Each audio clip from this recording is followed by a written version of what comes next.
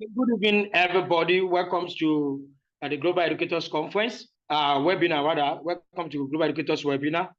Of course, the new one, the first one in since the inception of and the creation of the Global Teachers Forum. Previously, the Global Educators webinar was handled by the Emerald Edu Concept and Services, but the Global Teachers Forum is under Emerald, but is a platform on its own. So we are going to be having a wonderful time learning today. And of course, I am sure that at the end of today's session, we are going to be having to learn a whole lot.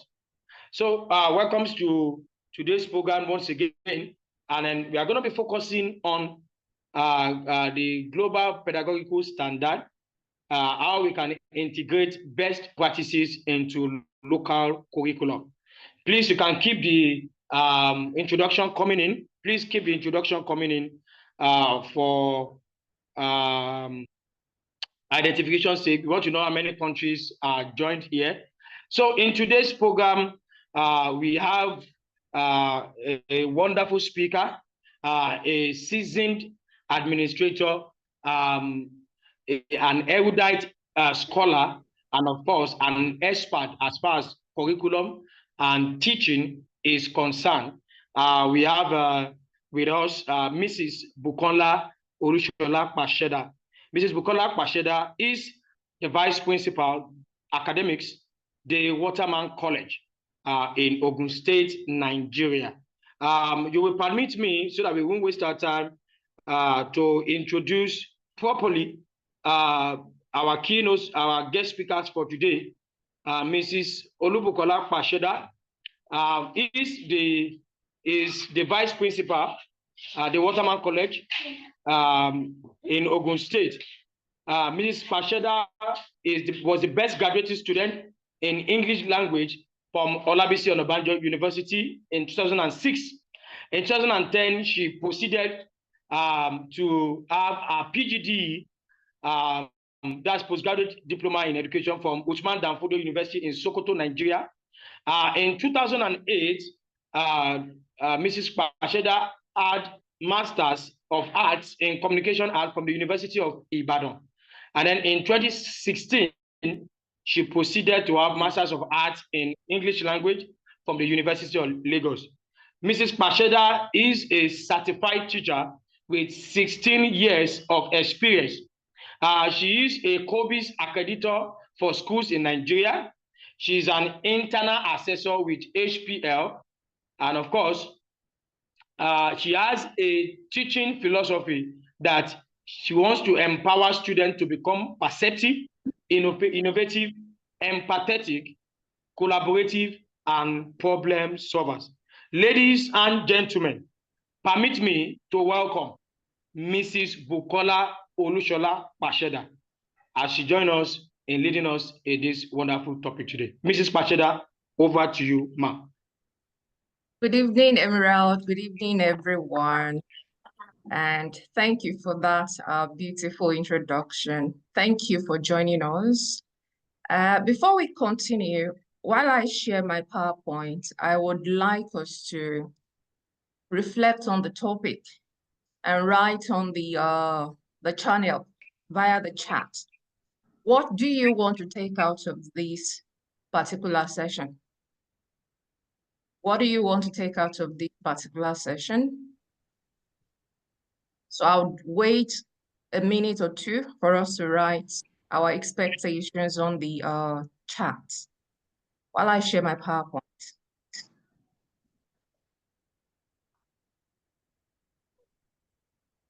Emerald, kindly permit me to share the PowerPoint.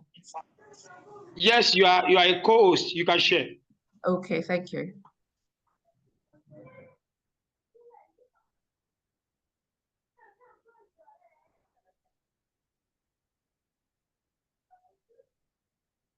So I'm still awaiting our expectation. What do we want to take out of this particular session?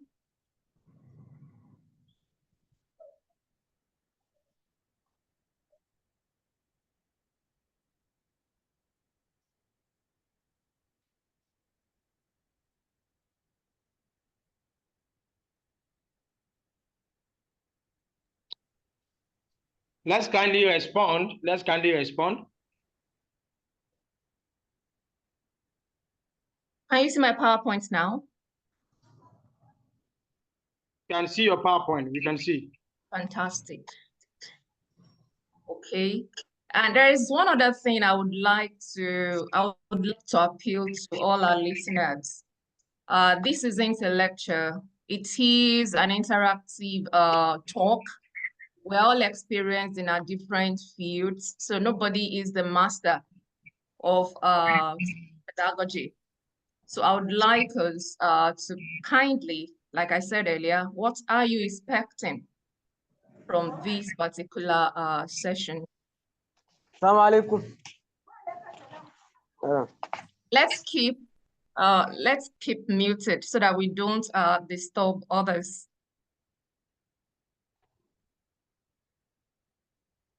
There's nothing yet in the chat box, okay? There's something except you. I want to learn how to integrate best practices globally and adopt them in my local curriculum. Good one. Any other person? Yes, they are there now. It's on the chat now. They are there now. So from Ramat Soben, please forgive me if I murder your name. Learn curriculum implementation from other educators around the globe. I like that. From Olumiwa, to be able to integrate the global practices in my school curriculum. A good one. From Ayeseniga Robert, to get the best practices in teaching my country curriculum. I like that. So we're not just going to focus on getting best practices, but also retaining the local curriculum. I like that perspective. From Lawrence Agbejimi, new ideas and perspective about curriculum. I like that. New ideas. Okay, so let's jump right into the presentation because of time. Emerald. Yeah, yes, I can hear you, ma'am. Okay, what time do you expect me to stop? Okay, we'll be using 40 minutes or 45 minutes.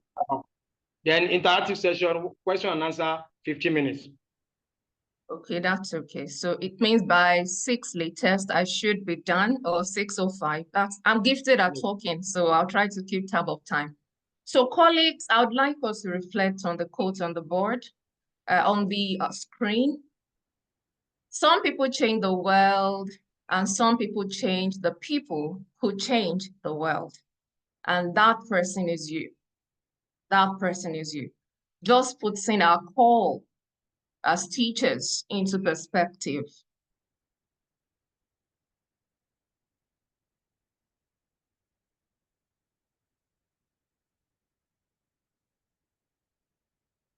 Okay, so this is the topic we're going to be looking at: global pedagogical standards, integrating best practices into local curriculum. So I would like us to take a look at all these beautiful people. So if there's anyone you're familiar with, kindly pick any of them and tell me their name, the person's name, and how does the person inspire you? Any of them. Who is the person? Then how has this person inspired you or inspired the world? So you can kindly raise up your hand while I call you. Any volunteer? Who has inspired you the most among these great people? Then how has the person inspired you? Anyone?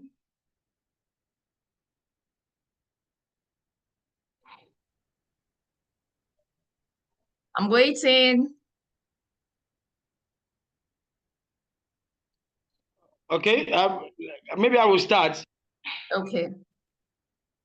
Okay, I think the person I would like to start with is Barack Obama. Barack Obama is on the first section there at the left-hand side.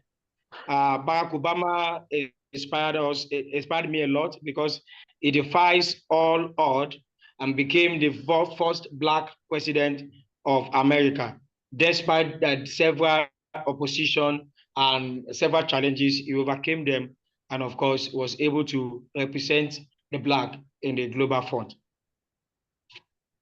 Thank you so much. Barack Obama defied all odds to become the president of America, not just a mediocre one, but a very, very influential one. Any other person? I'll take two more feedback before I go on. Ladies and gentlemen, please speak to me. Any volunteer? You can just unmute your microphone and speak.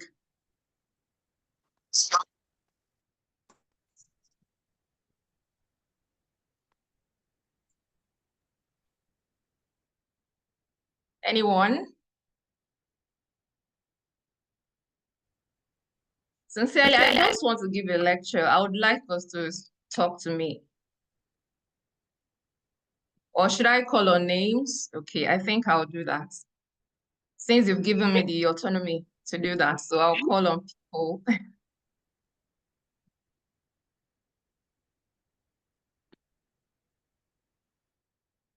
So Peggy, can you unmute your microphone and tell me who has inspired you most and how has the person inspired you?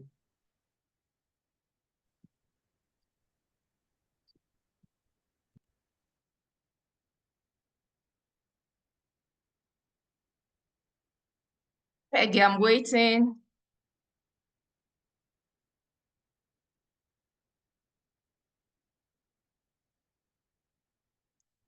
Okay, let me try someone else. Are we shy? I'm wondering why we're not talking. Is there any challenge? I'm inspired by Nelson Mandela. Okay. Nelson Mandela is the first Black president of South Africa.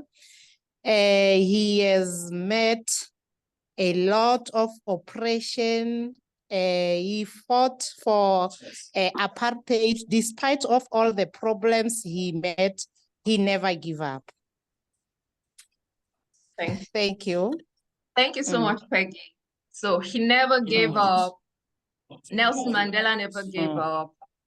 Barack Obama defied all the odds. I would pick another person, then move on. Or if a man can just take up the challenge without me calling on anyone, I would really appreciate that. But if no man is talking, then I would have to call someone, one more person to talk.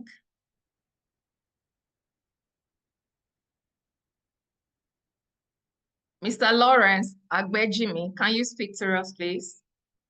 So who has inspired you most among these people and in what ways?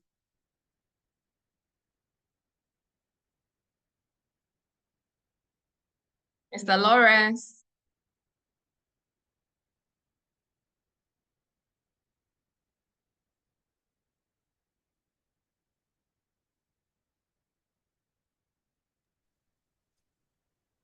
Hello. Okay, so who has inspired you most among these people and in what ways? Oprah Winfrey. Oprah Winfrey, okay. In what ways? Irrespective of her challenging childhood, she started a school in South Africa, Oprah Winfrey Leadership Academy for girls. She gave an opportunity for young girls to study while from girls from rural areas. He gave them an opportunity to become future leaders by providing bursaries and scholarship for them to study in the school that she started. So she was pioneering education. Thank you. Oh, thank you so much. I like that elevated word, pioneering.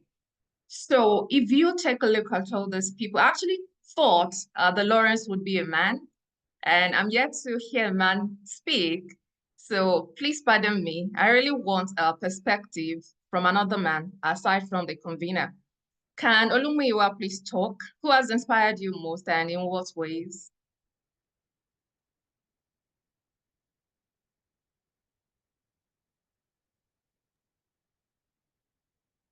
Well, good afternoon, everyone.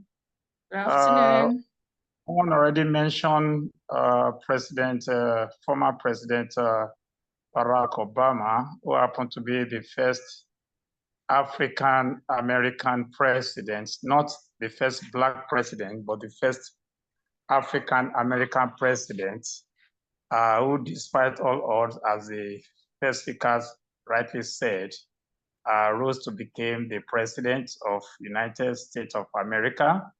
And despite the fact that he was someone of humble beginning, he was able to have a huge influence on not just even the American, even on other foreign countries. His regime witnessed a lot of United States influences in foreign affairs, and he did several other inspiring things. So thank you. Thank you so much, Mr. Olumuyiwa. Mr. William was also raising up his hand, so let me just hear you before I move on. Mr. William? And I know we're wondering, why is she starting off this way? So let's listen to Mr. William and Mr. Diogun, another person. I want to be able to listen to everyone now that we're ready to talk. So I'll take Mr. William, then I'll take Jeremy Grace quickly. Over to you, Mr. William. Okay, thank you so much for this opportunity. My name is William. Right now it's evening here in Kenya. So one of the person who has inspired me most is Barack Obama. One, because he was the first African American to become the president, and because of his slogan, "Yes, we can." That inspires me most because as educators, we can, and indeed we can. So one of the main things that stands out for me in Barack Obama is, one, because he's a Kenyan, and I'm Kenyan, proud of him also, and because of his great achievement that he made, especially when he was the president of United States. So that's also other people stands out for me, like Nelson Mandela, but majorly I really, really cherish Barack Obama for his great achievement. Thank you. Okay, thank you so much, Mr. William. Barack seems to be the most popular among all these people. So can the next speaker please do us a favor by picking somebody who hasn't been picked before to give us a fresh perspective? So Jeremy Grace Adiogun, kindly pick another person and tell us how the person inspires you. Okay, thank you very much. Good evening, everybody. Good evening. I'll be taking Fumilayo Kuti. Finally. Yes. She was a Nigerian educator, a political campaigner, and also a women's rights activist. As a young adult then, she worked as a teacher, organizing some of the first preschool classes in the country then, and also she arranged literacy classes for lower income women. So during our time, she advocated for women's rights, demanding better representation of women in local governing bodies. So she is one of the person I would pick. Thank you, ma'am. Okay, thank you so much, ma'am. And why do we have these great people in one slide? The purpose is just to remind us that as teachers, as educators, we are change agents. The task we are change agents, and the task we've been burdened with. Is somebody talking? Hello? Please Okay. proceed. We are muting everybody. Please mute your mics. Okay, thank you so much. So like I said, the essence of this slide is just a reminder that as educators, our jobs transcend just teaching content. People look at teachers and they just feel like, oh, what do? Teach math, teach English. But the reality is the fact that we are change agents. We might not have that platform like Barack Obama. We might not have that great and large platform like Nelson Mandela, nor Oprah, but in our little classrooms, we are change agents because we're dealing with the most vital resource in the universe, and that is the human mind at a very, very tender age. So let me just go on. So I'd like us to look at all the words I've put together here. Our topic says integrating best practices into local curriculum. But my focus today isn't just to communicate to us to adopt certain practices, because for me, best is a relative term. Best is a relative term. So I'd like you to look at all this word. The first column is global curriculum. The second one is local curriculum. And the third one, which is a blending of global and local, which is my goal for today, is the global curriculum.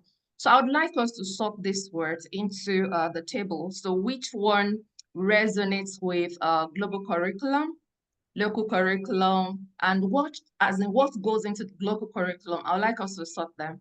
So in 2 minutes, I'll still call on us to tell me where we've put what. So let's get going.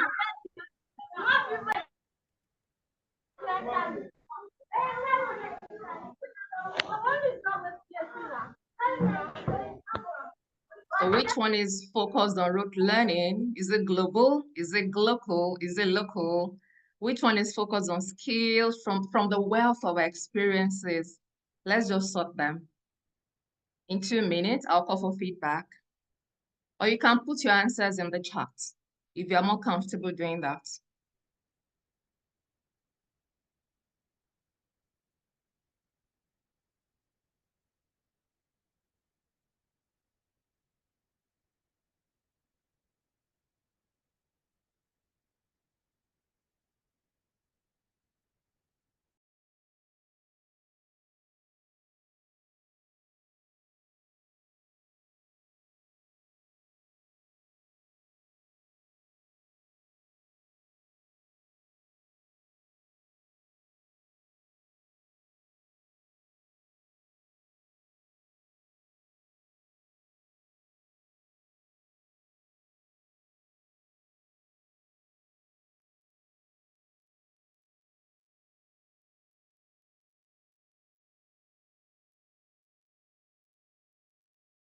Okay, a minute left.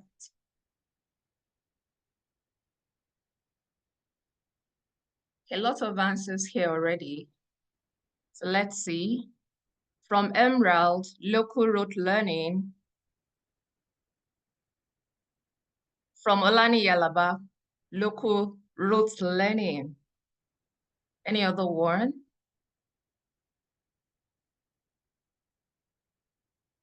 Okay, none. So can I get volunteers to share their thoughts with me? So which one goes on the rote learning? Which one goes on the local? Anyone? Okay, William would like to talk to us. Over to you, William. Well, thank you so much. Global curriculum is skills. First of all, skills falls under global curriculum because we all need skills to solve, and the learning is all about getting solutions. And interdisciplinary learning is also global.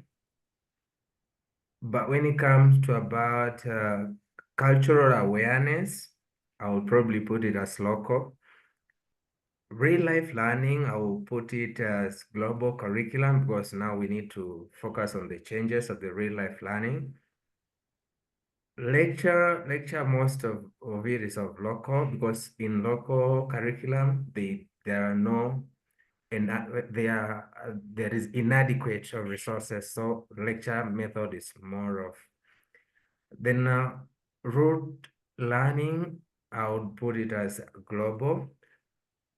Engagement exams, I would put it as local because local is where majority of the learners are are exposed or subjected to exams as compared to global learning, where we focus on skills development and interdisciplinary learning. Thank you. Thank you so much, Mr. William. Any other person who would like to share their opinions with us? Any other person? You didn't say much about global, Mr. William. I didn't say about. You didn't say much about the global curriculum. It's a blend of both. The global curriculum. The global curriculum, I will say of it's fun, joy of learning, collaboration, the flow, and more of memorization, because a skill you have to memorize it, a culture or something you have to memorize it for you to be able to perform it in real life learning. So under global curriculum, I would say memorization, collaboration, fun, joy, and all that. Thank you. Oh, thank you so much, sir. Let's take one more, a woman, preferably, a lady. So can I hear from any lady in the house, anyone, before we continue?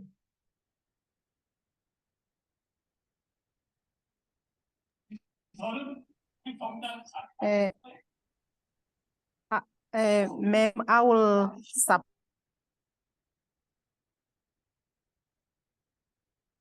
We can't hear you, ma'am. hello. We can Can you hear me now? Yes, it's better. We can Okay. hear you now. Okay, I support the former speaker about a global and local, and so I will add on a global curriculum, Okay. which is collaborating, where learners will be able to collaborate with any learner from any part of the world, using maybe different kinds of what is this? Social media, using their cell phone and their computers, and also real life learning. Okay. As they will be learning on what they experience on their daily lives from their different perspectives, and also interdiscipline, where learners will be able to relate well with any learner from any part of the country, despite of their cultural and their nationalities. Thank you, ma'am. Thank you so much. So let me just take a few of the responses in the chat. So from Ramat Sobain, there are global collaboration, real life learning, interdisciplinary skills, local rote learning, memorization lecture. Let me see if there is any other one. Okay, so the bottom line here is just this. We're trying to move from fully local curriculum to the global, then to global. So you all told me, the people who spoke told me, rote learning is local. And it is a trait we should all be aspiring to move away from as educators. Rote learning would never take Africa or any country to where we should be. The second one is memorization. And when it comes to best practices in the 21st century, it is that shift from memorization in the classroom to creating a thinking class. A classroom where the students are thinking machines. So they are not just seated like zombies, listening and digesting information from the teacher. They are thinking alongside the teacher. The other one is exams. And this is a factor really, really killing education in Africa. Right from the crèche to the nursery school to the primary school, educators teach students to pass exams. I know in Finland, I don't know whether you've done your research to that extent. Education there is about skills. They don't write examination. And the essence for this global, like I said earlier, is for us to blend these two divides. So I was actually expecting us to give me words that resonates with both curricula. And I know cultural awareness will go into that aspect, because sometimes educators feel like if we're too culturally aware, that makes your curriculum local, but no.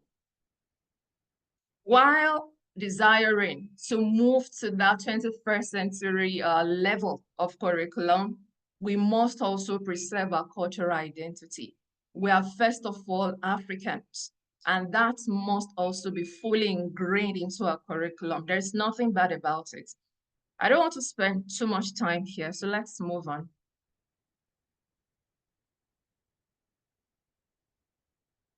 Okay, so what do you want to take out of this session? You've told me, and let me just share mine with you. To inspire best practices in the local curriculum. And the reason I actually did this, in our ideal African classrooms, we have a pattern of teaching. The teacher comes in, displays the topic, displays the learning objective. And my focus this evening isn't just to lecture, is also to tell us practical ways in which we can inspire thinking in our classrooms. So right from the topic to the learning objective, effective thinking can take place. So in an average classroom, aspiring to be global, aspiring to be global, once in a while, you might just prompt your students to craft their own learning objectives. It becomes boring when students can actually dictate your pattern of teaching. So every single day you come in, oh, what is our topic today? Nouns. What is the learning objective? It's right there. So once in a while, to spice things up, give them the learning objective, ask them to guess the topic. That gets them thinking right from the beginning. Or sometimes you give them the topic, you tell them, craft your own learning objective. I am a teacher of English, and if I were to teach now, I could ask my students to craft their own learning objectives. It makes them to personalize learning. So someone might tell you, by the end of the lesson, I should be able to identify a noun. Another person will tell you, I should be able to give synonyms of nouns. Another person might tell you, I should be able to use nouns in sentences. So looking at that, you will be able to cater to the needs of the different students in your classrooms, instead of giving them like a generic learning objective everybody should achieve. So you might be wondering now, so if I keep doing that, how do I cover the curriculum? So what I do as a teacher in my classroom is allow them to craft their own learning objectives. After doing that, I give them mine, just to make them own the learning. Because colleagues, teaching in the 21st century is not just about the teacher, it is about the students owning the classroom. It is their space. And right from the topic, we should hand over the lesson to them. So let's move on. Integrating best practices into the local curriculum. The first step as a teacher, as a school owner, as an educator, you must define your academic goals and outcome. We found so many teachers, or so many people in the teaching profession now, without goals, without focus. They don't even know why they're in the classroom teaching. For most people, it's just, okay, I need money to cater for my family. So I would like to ask us, as a teacher, what are your goals? What do you stand for? What do you want to achieve as an educator? Please put your comments in the chat. What are your goals as a teacher? What are you aiming to achieve as a teacher? Is it just about the money? Is it just about, oh, I just need a job? What is it for you? Please put your comments in the chat. Or if you'd like to talk to me, you can just raise up your hands, I'll call you. What drives you? Every day you wake up to go to that school. What inspires you? What motivates you to keep waking up and showing up every day? Anyone?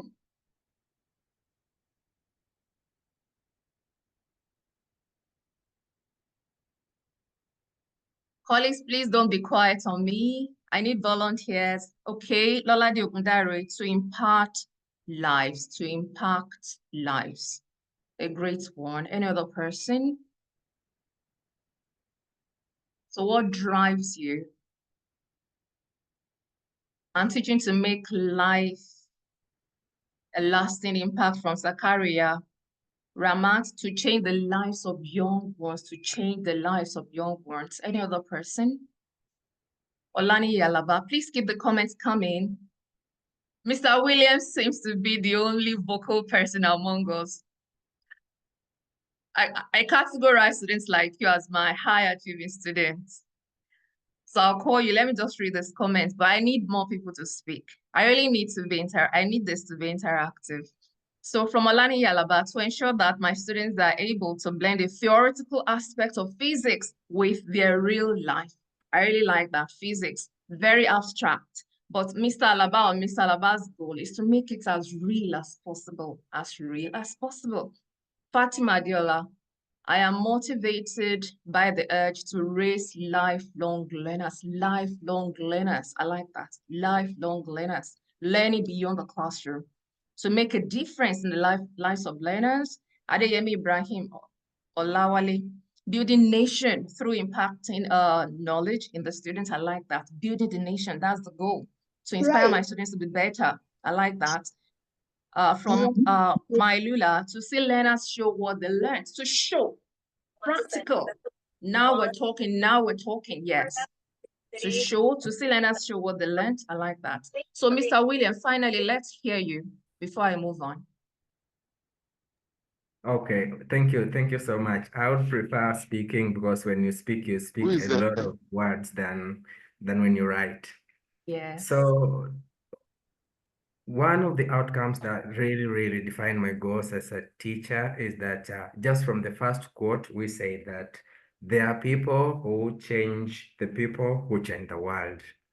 So we are people who change the people who change the world, because according to the SDG, that is Sustainable Development Goals, we have many sustainable development goals in education that when given to the learners and transformed accordingly, the learners will be able to develop and actively involve in the society, not just helping themselves, but also helping the community and the society as a whole.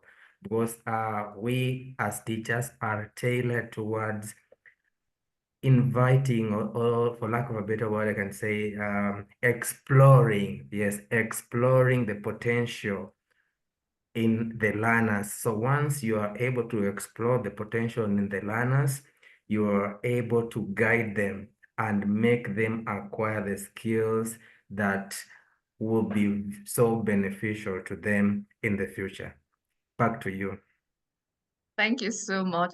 Sincerely, I'm tempted to make you my co-presenter. Very rich feedback. Thank you so much. And I would like more of us to speak, because sincerely, this isn't a lecture. It is it's a conversation among educators. So please, I would really appreciate more speakers to respond to my questions. So colleagues, if you found yourself in this profession just to make ends meet, I want to admonish you. After this program, during this program, pick your pen, pick your paper, and write what drives me. Because until you are able to write that, until you are able to reflect on that, you can't be an outstanding teacher. You can't be, where there is no vision, there can't be outcomes. So please, I'm imploring us, define your goals. Without defining them, you can't be outstanding. So let's move on. So I would like us to unscramble. I didn't hide my, I was actually meant to hide that. So sorry. So I don't know. So what should be our goals as educators?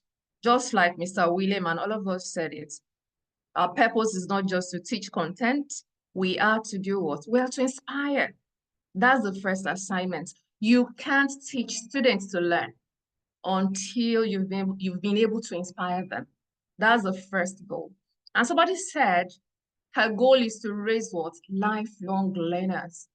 Students are quick to forget your 2+2 definitions of this and that, but they would always remember, even in their 80s and 90s, the teachers who have inspired them.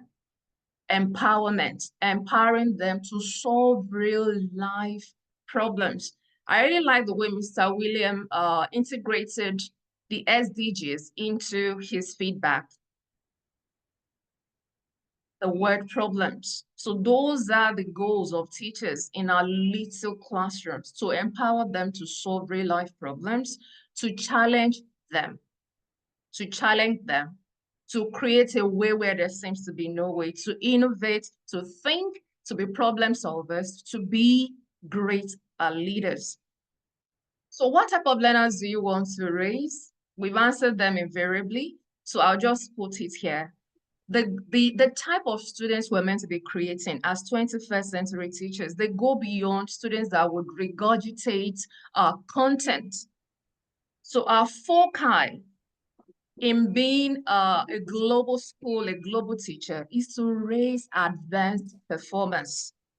Sincerely, we live in a world of too many talk and do nothing. Oh, I'll do this, I'll do that. So it is really a great skill to set your goals, to map your strategies and actually execute. So this is the task we've been burdened with in the 21st century. And if you can actually achieve all this in your 40 minutes of teaching, 50 minutes of teaching, then you are making your progress towards being outstanding, raising outstanding students, as well as being an outstanding teacher, raising advanced performance, raising global leaders, raising enterprising leaders. So how do we purposefully achieve this in Nigerian schools, in Kenya schools, in South African schools? I've got few key ideas here.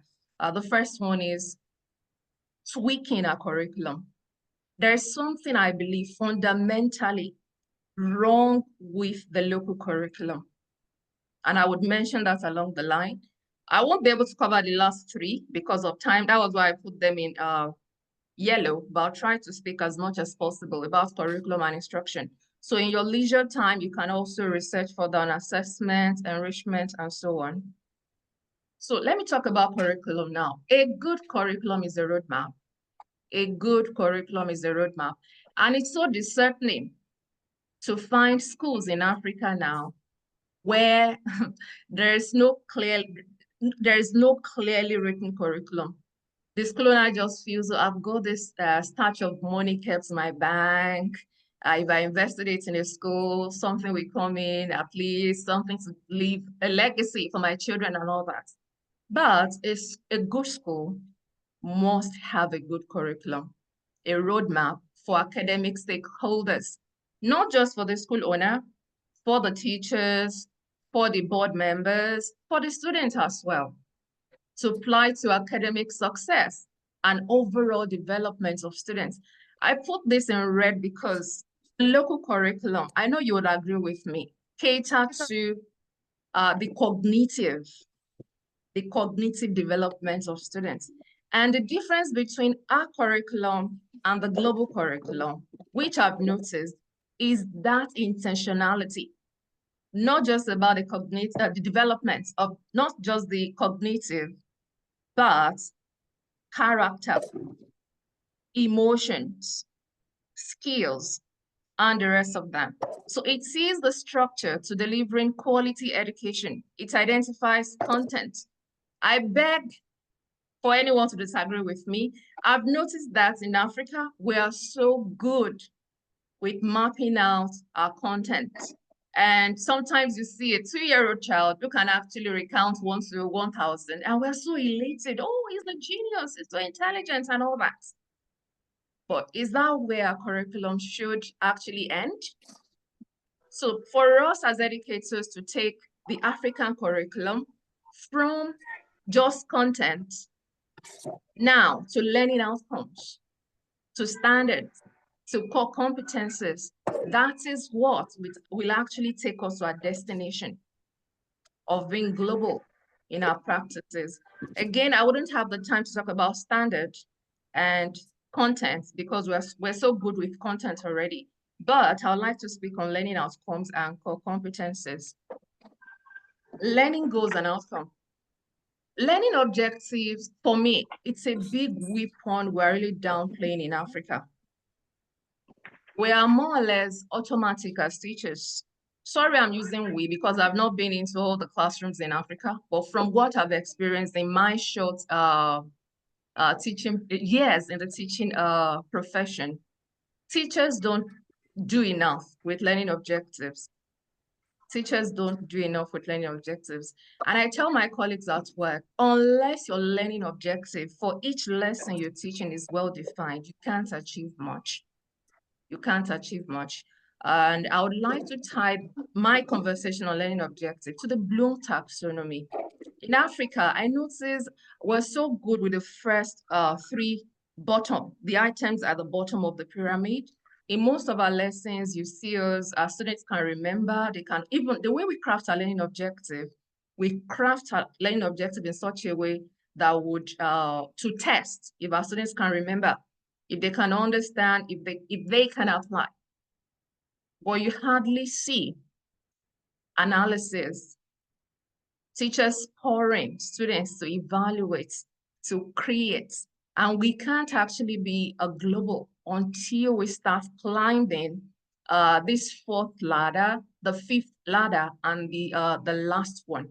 Because if we're raising them to be problem solvers, if we're raising them to be future leaders, they must learn to coherently analyze situations, evaluate situations, create from the scratch.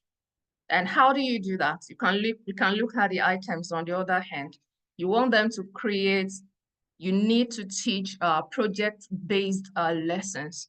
So it's not every time we just take them through all the abstractions and all that. I was in a lesson last week, a chemistry lesson about atom and all that. And the teacher linked the images to watermelon. He called it the watermelon model. The physics teachers among us would understand that. Even as a former humanities student, I found that lesson very, very fascinating. And it was very engaging. There was another lesson I went for. It was a lesson on set, mathematics. And the teacher linked that lesson to real life, to orchestra in real life. So the orchestra is a set, the pianist, a subset, those who can play the, maybe the guitar, another subset. Until now, I wouldn't forget that particular lesson. There was another one that taught a cumulative frequency by stacking exercise books upon one another. For me, that actually stuck. And for us to actually make our students enjoy our learning, to be problem solvers, we must just link our learning objectives to these areas. So as colleagues, I'm imploring us this evening also, when we're planning our learning objectives, please, let's start climbing the ladder to analysis. Urge your students to draw connections among ideas. Tell them to differentiate, to compare, to contrast, to distinguish, to examine. Ask them to judge. Ask them to judge. Another mistake I see us make as teachers is asking polar questions in the classrooms. Do you understand? Everybody says yes. What part don't you understand? Sometimes they go mute. As teachers, we need to be intentional the way we ask our questions. We need to ask the why questions, the what if questions, the how questions, the to what extent question. We need to do that. And there's something I use, a technique I use at my place of work. I learned it from someone actually. It is called the pause, pounce, and bounce question. So you have a question to ask, you pose your question, you pause for everyone to reflect. You give them enough thinking time. Then you pounce on someone Oh, Mr. William, what do you think about this question? Mr. William answers the question. So instead of just saying, oh, correct, you're wrong, you bounce the question around the classroom. Oh, Tommy, what do you think about William's response? Do you agree with Kim? Even if she says yes, because some of them just say yes in a mindless manner. Oh, yes, I agree with William. Why do you agree with William? Then you get them thinking. An outstanding lesson is a thinking lesson.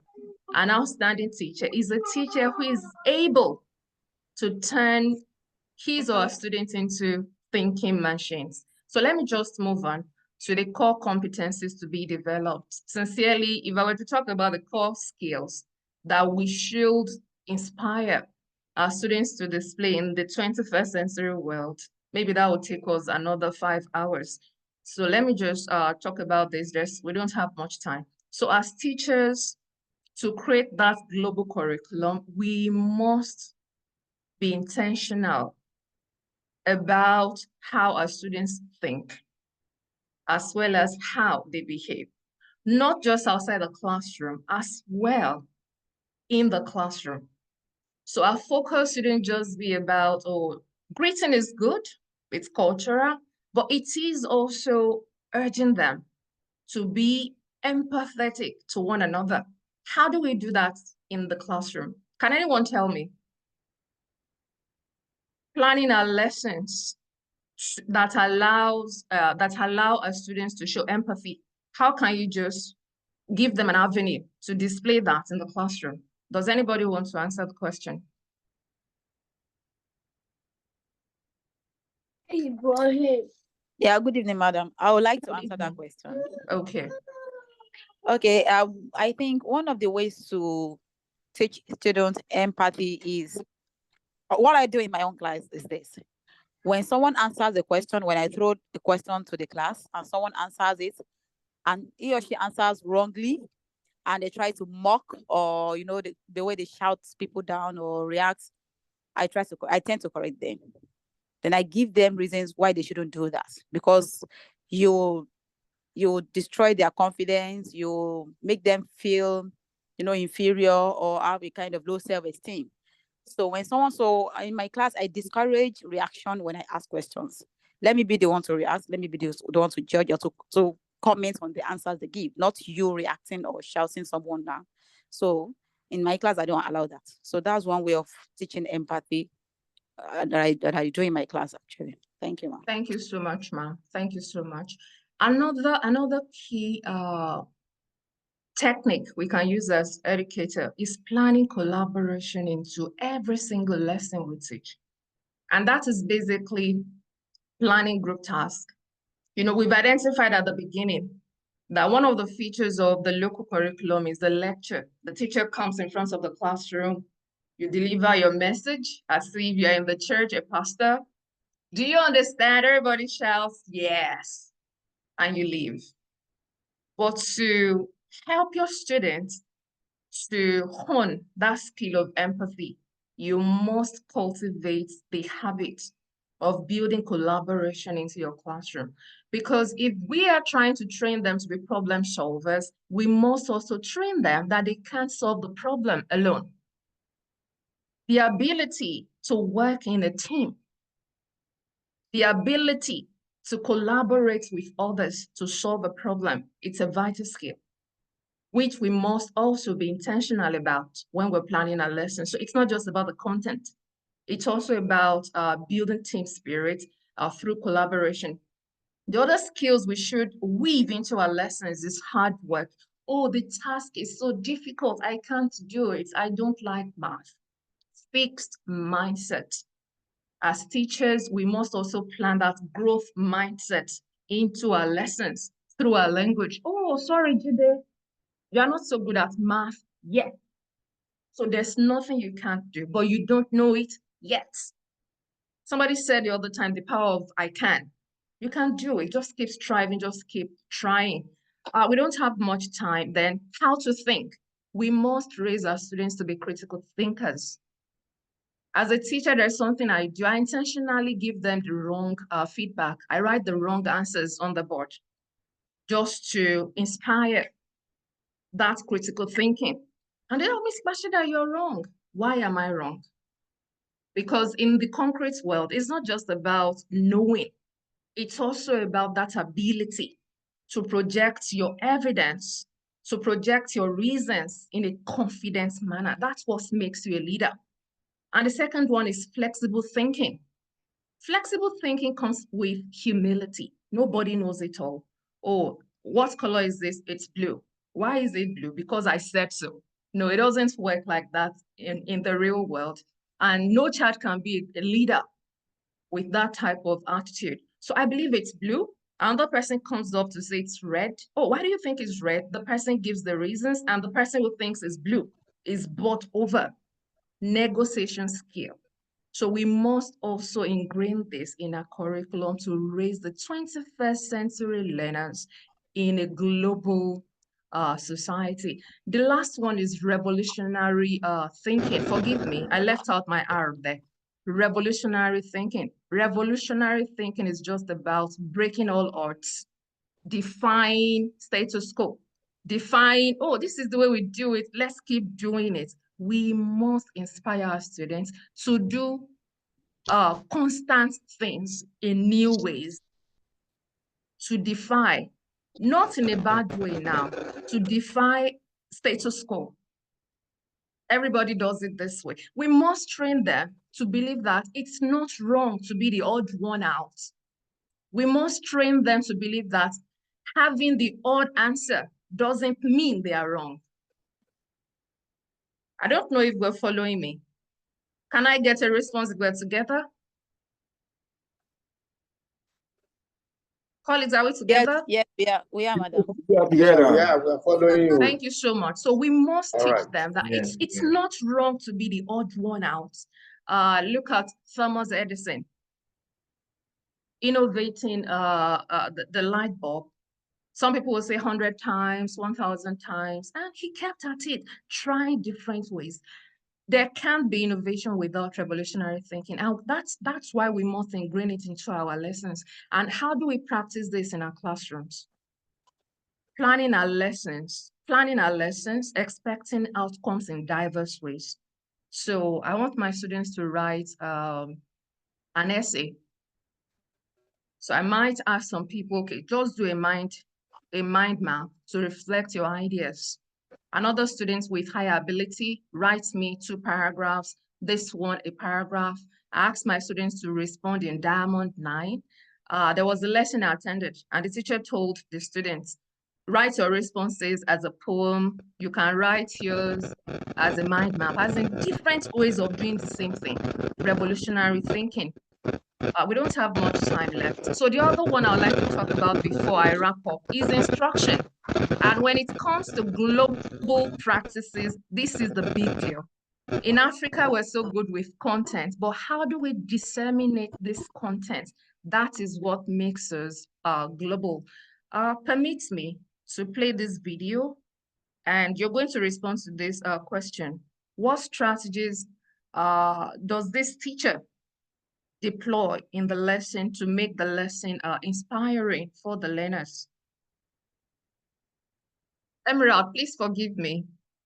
So allow me to do this quickly, then wrap up. Yes, please move on. Thank you. We are enjoying it.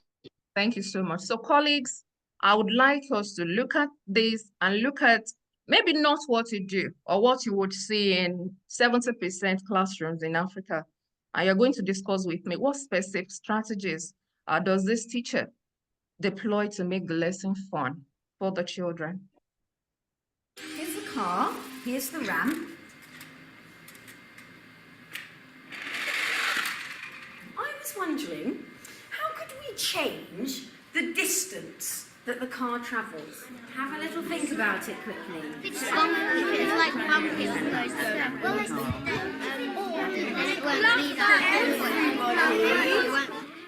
Just turn around, face me. Who would like to give me something that they thought of that could make the car go in a different distance, go further or shorter? Imogen? You could put it higher, What could you put higher? the ramp. Oh, excellent. What do you think is going to happen? Who would like to tell me their prediction? Lucy. When you do the highest one, then the car will go down faster than the other heights, and it will go further. Right. Do you want to let it go, Bailey? Whoa. Wow. It is about 25 centimetres. So, middle rank. Ooh. It was like we were doing an experiment, and experiments are very fun. Right, final one. Are we ready? Yes. Everyone ready? Yes. Right. Release the car. Ooh. 77. It's about 75 centimetres. Hands up. Who made a correct prediction? Oh, wow. It was my favourite part because I guessed and I got it right. So, this block graph shows the effect of the height of a ramp on the distance a car travels. So what we need to do to make it a little bit easier with our results, we're just going to round them up to the nearest 10 centimetres. So I'm going to colour up to there to show that on the low ramp, the car travelled 30 centimetres. Get a colour, colour it in. What happened when the ramp was low? How could you explain it? What could you say? It went lower. Did it go lower? It was the distance, wasn't it? Was it a long distance or a short distance? Short. Right. Spaceship, there's no gravity. So I better be very careful if I ever find myself in a spaceship. And the shorter distance on the low ramp and the further distance on the high ramp. Do you know why that happened? Pull force. It's a pull force. Excellent. And what happened to that pull force when the ramp went higher? Got bigger. It was a greater force, isn't it, that was pulling it more? Excellent. Who thinks they can tell us what happened? Alex. When we put the ramp the highest height, the car went furthest with a harder pull force with gravity too. Excellent, Alex. So that pull force that's working when the car comes down is gravity. I thought it was fun, and I learnt that if you didn't have gravity, we would just go flying off to space. Okay, colleagues, so what techniques did the teacher use to engage the students? Now, here's the car, here's the ramp. Anyone? Anyone, what technique did the teacher use to make this particular lesson engaging? Do you see flow in this lesson? Do you see fun, joy in the lesson? Anyone? Yes, experimental method. Experimental method, thank you. Any other one? I'll take two more because of our time.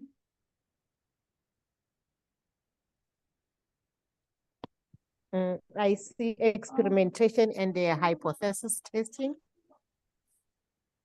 Hypothesis testing, thank you so much, ma'am. Any other one? I think there is collaboration method.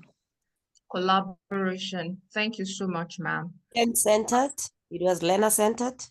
Learner-centered, sincerely, that is just the crux of the 21st century teaching. It's no longer about the teacher, it's just about every single child in the classroom making progress. And I repeat that, an outstanding lesson. Forget 21st century, I'm not really good with this cliche, but for me, the essence of teaching in any classroom is for every single child to make progress. And don't forget, the progress may differ, and that's why you have your well-defined learning objectives. So if everybody doesn't end up creating 80% you end up doing what? Evaluating. 70% you end up doing what? Analyzing. 60% you end up doing what? Applying. 50% should do what? Understand. And at least 40 should be able to remember. That is the 21st century teaching. So I wouldn't know whether we thought of this, but you couldn't just tell me. I saw student-centered learning there. I saw inclusive education. No child should be left behind. Thinking-based learning, problem-solving, form-based learning, differentiated, collaborative learning, inquiry-based learning, experimental, flipped learning, blended learning, use of technology. And I will soon conclude now. What are the contemporary best practices in curriculum delivery to inspire the love of learning? Your students must wake up eager to come to your classroom. I've been to lessons where the same students are taught by two different students in the same day. The first lesson, you see them excited, jumpy, really having fun. And the other classroom, they are seated like vegetables. And I'm asking myself, what is the problem? Strategies. The type of instructions were given in the classroom. No child is left behind. I've spoken about that. Thinking is visible. Skills are developed. So it's not just about the content, it's about skills. What skills are they? Are they developing empathy, respect for others, agility? Every child must make progress. Every child is engaged or inspired. Every child is challenged. I've told you I wouldn't speak about this, so I'm going to end here. But before I end, I have a question. I don't know if there's any teacher of English in the house. I want to teach on the topic argumentative essay. Can somebody share idea with me how to teach this topic in an engaging way? Argumentative essay, a teacher of English, I want to teach this. How do I teach this in an engaging way? What can I do to spice things up? A volunteer quickly.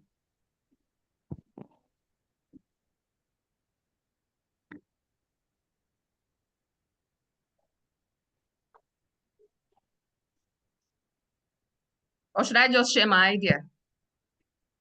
How do I teach this? Or should I just talk? Yes. Okay, so if I were to teach this, in your average Nigerian school or Kenya school, South African school, the teacher comes in, oh, we're doing argumentative essay today, writes the topic, the learning objective, gives the students the topic and, writes. But if I were to do this in an engaging way, I would write my topic, they craft their own learning objective, and they give me the topic, or I can give them the topic.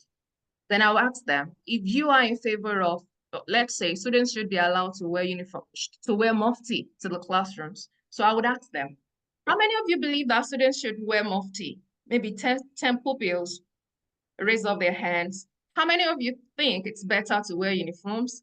Or 10, we should be wearing uniforms. I put them into two different groups. I get my sugar paper, a cardboard. I put them into groups. There is a scribe in that group. There is a timekeeper in that group. There is a researcher in that group. There is a facilitator reminding them of the focus of the task. So I give them time to research, to collaborate, to write all their points. Then after that, they give me a speaker in each group. They come out in the classroom to debate the topic, share ideas. And afterwards, I ask them to write on the topic. Sincerely, do you think a lot of them will be confused at that writing stage with that methodology? Anyone? Anyone? No, they won't be. Why won't they be? Why won't they be confused? Well, for me, it's because you're giving them the opportunity to showcase real life experience. That is it. So they will be able to tell why should we put it on and give you reasons why we shouldn't put it on. And everybody has something to say about a particular thing. So ones will say they want to put it on, while the others will say they are because Most of them really will not even love to put on uniform the first Easter. They want to put on their Christmas clothes or a free wear to school. So it's going to be engaging. Thank you so much, ma'am. Because I've given them the chance to collaborate. I've given them the the opportunity to research. In Africa, in our teaching, we sometimes forget that research is a life-saving skill. We want to tell them everything, but we need to do things differently now. Allow them to have that inkling.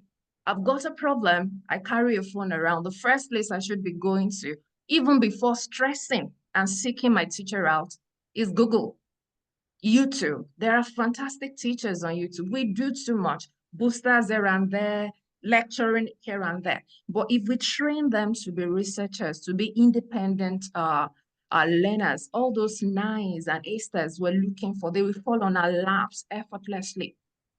So the mindset is to make them as independent as possible through collaboration, through deep thinking, and so on.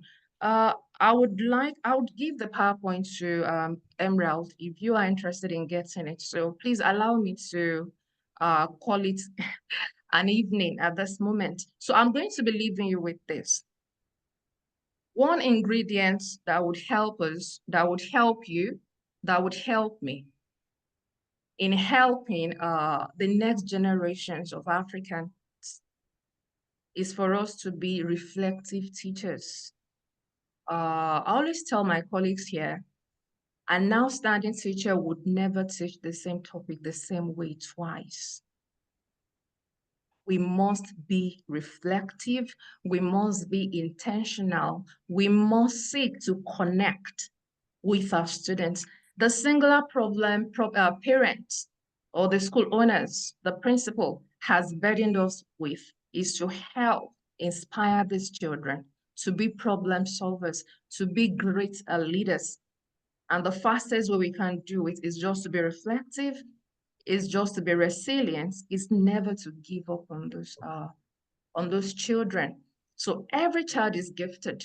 Don't give up on any child. They just unwrap their packages, their talents, their potential, their skills at different times. And we as educators seeking to change the world, we must patiently help them to unwrap this golden talent. Thank you so much for sticking with me to the end. That'll be all from me. Thank you so much. Emerald, over to you.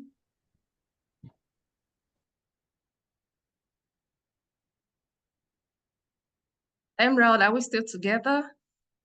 Yes. Thank you so much for this wonderful session. It is a seriously empowering session. Before our facilitator will go, let me ask if anyone has questions. We are just taking 3 questions. Our plan is just to end by 6:30. That's 90 minutes. So we are at least in line with the plan. We're in line with the plan. So if you have questions, just 3. Once we have 3, nobody will be able to ask questions again, please. I'm always strict with time. 2, remaining 1. Okay, I'm Do you have here. any? Please don't ask yet. I'll just wait. Let me. Do we only 2 questions? Do we have 1? I will take 1 more to make it 3. Anybody with another question? Please, after this, you will not be able to ask questions again. Okay. Let's start with Mr. William. Mr. William, please ask your question. Okay, thank you so much once again. Well, we have had a very great evening meeting, and I really appreciate our speaker. Now, my question goes to our speaker. What do you think what do you think we can do in Africa, especially to the implementers of this local curriculum, to ensure that there is a change and a big difference for us to entertain or for us to get to the global curriculum? That is the first one. What do you think can be done in the local curriculum to enable us achieve the high expectations as those who are doing the global curriculum? Number 2, what can you say about the teachers or facilitators who still want to change from local curriculum and transition to international curriculum? Okay. Oh, should I answer the question or should I take all the questions? I think it will be good to take all the questions. Okay. Mrs. Jerume. All right, thank you very much, ma'am. We really appreciate this remarkable and invaluable expertise of yours. Your insight on integrating global pedagogical standards into Thank you, our ma'am. local curriculum and provide me with fresh perspective. So I have two questions. Ma'am. The first one is, how can educators ensure that these global best practices are adapted to fit our local context without losing their essence? How can we? Then the second one is, what challenges do the local educators face in implementing these global standards, and how can they overcome them? Thank you very much, ma'am. Okay. Sorry, I don't want to forget the question. So let me just take the first two quickly. The first one from Mr. William. How do we take our local curriculum to the global? It's just about the yearning for knowledge. Sincerely, the world is a global village. And I cringe when I hear teachers telling me, oh, they don't send us for training in my school, they don't do this. No, the YouTube is there. You can learn everywhere, even on Instagram. There are so many great educators there. Just follow them. Pick a little bit of this, a little bit of that here and there. And as a person, get tired of doing, as in your practices, keep them fresh and new. Get tired of doing things the same way every time. Sometimes I just go on Google and I enter current trends in education, new ways of doing this, questioning style, collaborative style. Just never get tired of learning. So I left some channels, I've taken it down. Get to know about the Ofsted expectation, the Rectorate of Education in UK. Just get to know about these different curriculum, their expectations, and you'll be surprised that you get better. The second one from Mr. William, what if I want to start doing the global curriculum? I tell people, when it comes to global curriculum, there's a difference between content mastery and curriculum mastery. Just like we have in Nigeria, you've got the WAEC board, you have the NECO board, you have JAM, and you would agree with me that all these boards, they have strategic ways. Questions are asked. Do you understand me? In WAEC, there's a way they frame the questions, the number of marks allotted, and all this. So just research about the curricula, the different curricula. So content mastery, curriculum mastery, download past questions, mark scheme, examiner's report.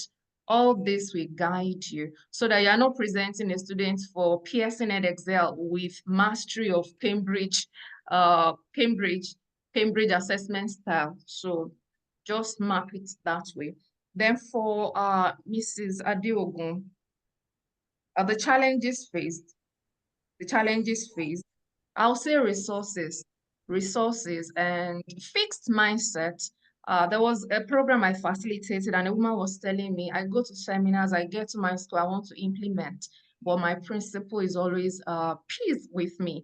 And this woman was moved from teaching WAEC to teaching the final year students to teaching the GS3 students, that's the middle school, now to teaching just year 7 students. So I feel like the school is trying to frustrate her for being innovative. So challenges will come in different ways. But as teachers, like Fumilayo and Kuti and all these great people we saw earlier, we need to be rugged about transforming our students because that is the only gift we can give them. Whatever it will take. It will take your money, your sweat, your sleep, everything. But let the mindset be that I need to inspire this person. I need to transform this person. I need to make this person believe there is a way where he or she feels, oh, there's no way. So that's just the mindset that would help us to get to where we should be. The last question. The last question quickly.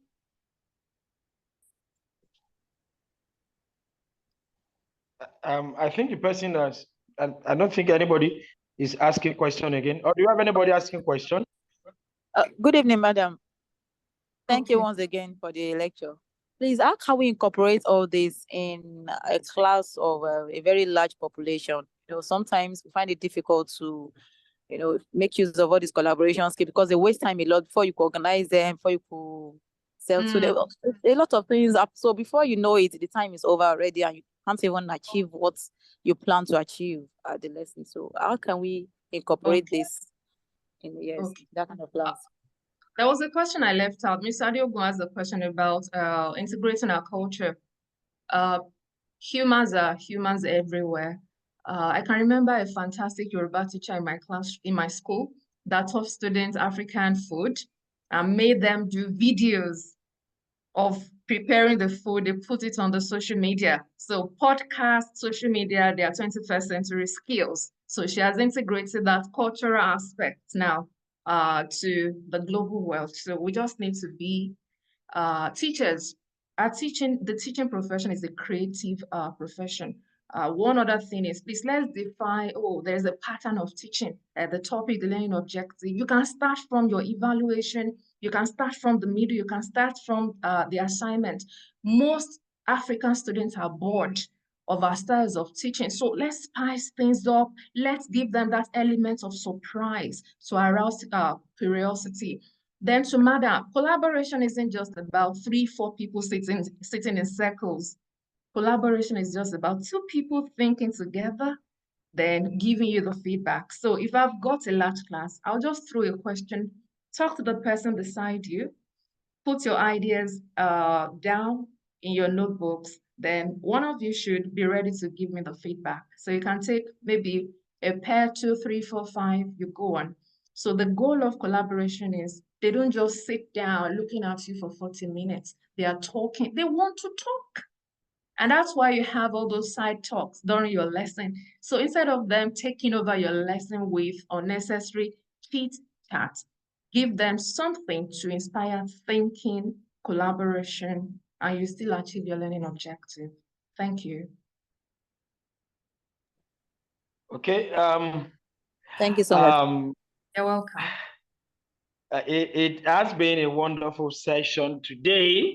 We would have loved time to extend this session today, but we won't be able to because of time. We are 3 minutes late of the time already.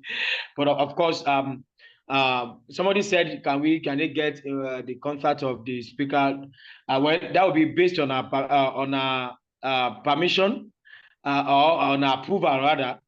So I'll put it there. I'll put it there for them. They can contact me. Okay. So please, I think we need to appreciate our speaker. So she's generous enough to give her contact out, so you can reach out to her. Of course, I will also collect the slide so we can go through. But one of these days, we will find time, because I know she has a lot to talk about in that slide that she couldn't. We'll find time to see how we can go, because this is an extensive teaching. It should take some time for reflections, for discussions and the like. So I really appreciate this. Like I have said, that this is just the beginning. We will create more time to ensure that learning opportunities like this. So it is important that we avail ourselves. Some of us have learned a good deal. I usually tell teachers that it is very, very important. It is very, very important that we should avail ourselves for learning opportunities. We should avail ourselves for opportunities. So we have created a platform, the Global Teachers platform, where you can learn.